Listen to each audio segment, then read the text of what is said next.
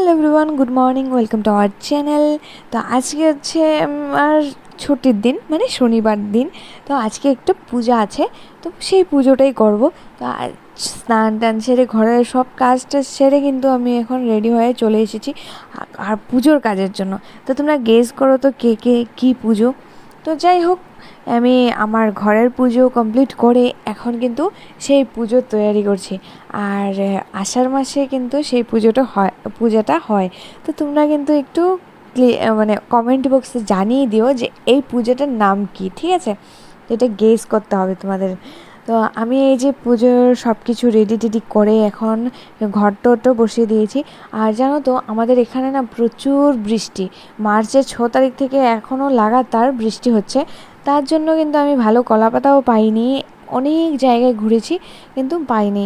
তাই বলে আর কি আর করব, মনটা খারাপ ছিল। তো আগালটা পাইনি, তাই এই যে এইটা কাটাকাটি করে একটু মানে পুজোর জন্য দিয়ে দিয়েছি।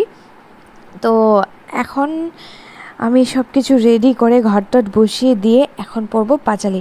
আর তোমরা কি ভেবেছিলে আমি গুজরাটে থাকি বলে কিন্তু আমি কি সব কিছু ভুলে যাব?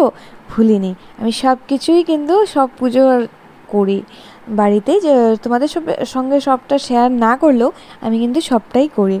তো এই এখন পাঁচালি পরে নিচ্ছি। আর পাঁচালি পরে কিন্তু আমি বানিয়ে নিয়েছিলাম খিচুড়ি, 1 হাঁড়ি খিচুড়ি।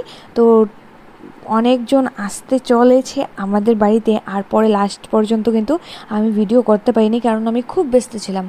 অনেকজন প্রসাদ খেতে এসেছিলো তাই বলে। তো এই যে ওদেরকে প্রসাদ দিয়ে, বাচ্চাদেরকে প্রসাদ টসাদ দিয়ে আর খিচুড়ি টিচুড়ি দিয়ে, তো আজকের জন্য ভিডিওটি এতটুকু দেখার জন্য